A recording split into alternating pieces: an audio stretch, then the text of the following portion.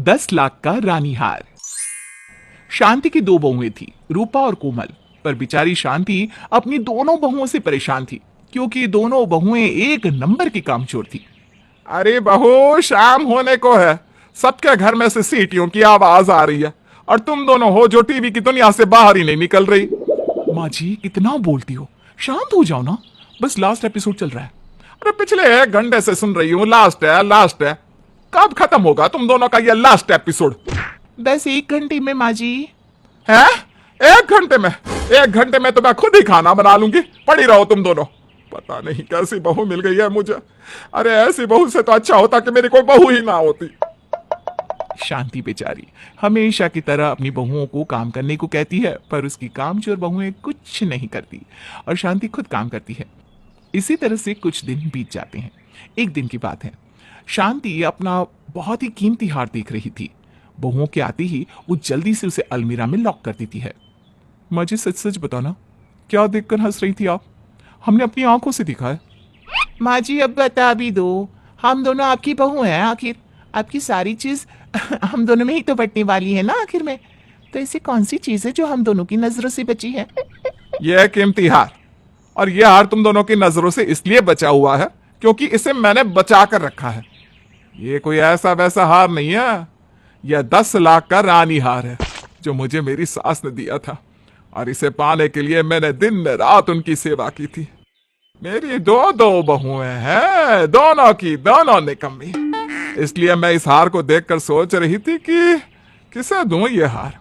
फिर मैंने ये सोचा कि ये हार मैं तुम में से किसी को दूंगी नहीं, हमेशा इसे अपने पास ही रखूंगी। क्या 10 लाख का रानी हार? और आपने हमें कभी बताया नहीं माँ जी, क्या हम पर भरोसा नहीं था आपको? जहां रूपा अपनी सास से इस छोटी सी बात के लिए शिकायत कर रही थी, तो वहीं कोमल बड़ी ही चालाकी से अपनी सास को बेड पर बिठाती है और अपने घुटनों पर बैठकर सास की पैर दबाने लगती है। माँ जी, सास ससुर भी तो माँ बाप का रूप होते हैं। कहते हैं माँ बाप भगवान की बराबर है। शायद इसीलिए मुझे आप में साक्षात भगवान ही दिखाई देते हैं। आप हर समय घर के कामों में रहती हैं, वो भी हमारे होते हुए। आपके पैर बहुत दर्द कर रहे होंगे ना, लाइए मैं अच्छे से दबा देती हूँ। वो भी तब तक जब तक आपके पैर ठीक नहीं हो जाते। हाँ, मैं आपके पैर नहीं छोड़ूंगी। कोमल की ये चालाकी देखकर रूपा समझ जाती है और वो भी कोमल की भाषा बोलने लगती है। सही कहा कोमल तुमने, हम दोनों की तो बुद्धि भ्रष्ट हो गई थी, पर भगवान की देन देखो सही समय पर आ गई। अच्छा माँ जी आप आराम कीजिए, मैं जाकर खाना बना देती हूँ। रात होने को है, हमारे पति और आपके पति घर आते ही होंगे ना।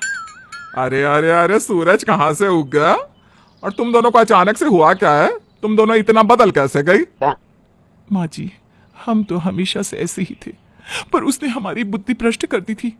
पर वो सीरियल ना अब खत्म हो चुका है, इसलिए हमने सोच लिया है कि अब से हम इस घर की सेवा करेंगे, और सबसे ज्यादा आपकी, जैसे आप अपनी सास की करती थी, है ना? 10 लाख का रानी हार।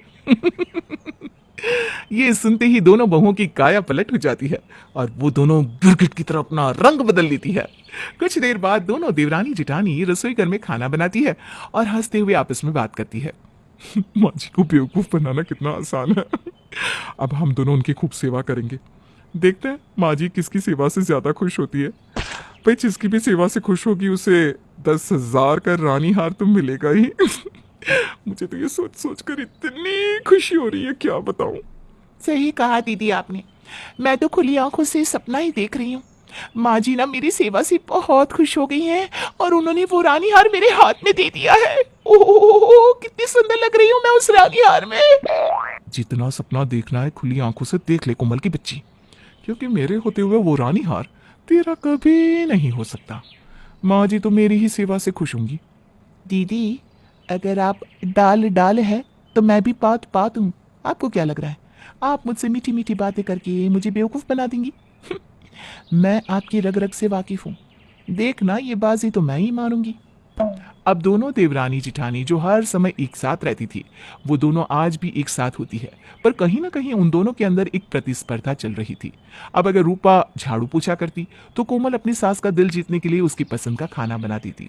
अगर शांति कोमल के हाथ का खाना खा लेती तो रूपा तेल लेकर अपनी सास का पैर दबाने के लिए बैठ जाती। ऐसे ही एक दिन ज्यादा मिर्च मसाला खाने की वजह से शांति की तबीयत खराब हो जाती है। और रूपा अपनी सास का ख्याल रखती है और उसे दवाई देते हुए कहती है, पता नहीं इस कोमल में कितना बचपना भरा पड़ा है। मुझे नहीं लगता कि ये पूरी जिंदगी भी अपना परिवार संभाल पाएगी। अगर मैं ना होती तो पता नहीं इसका क्या होता। माँ जी, आप ना अब से उसके हाथों का बनाया कुछ नहीं खाएंगी। मैं आपके लिए अभी खिचड़ी बनाकर ला रही हूँ, तब तक आप ये दवाई खा लो। अरे बहू, मैं बिल्कुल ठीक हूँ, तू मेरी फिक्र मत कर। देख, छोटी बहू घर के कामों में व्यस्त है, तब तक तू अजय और विनीत के लिए खाना बना दे। आज वो दोनों ऑफिस से जल्दी आएंगे। अरे हाँ माँ जी, मैं तो भूल ही गई थी। सैटरडे को अजय और विनीत देवर जी जल्दी आ जाते हैं।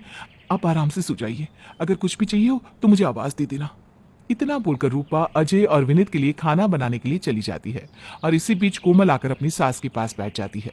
अपनी दोनों बहुओं की सेवा देखकर शांति को बहुत खुशी होती है और उसे लगता है कि उसकी बहुएं सच में बदल गई हैं।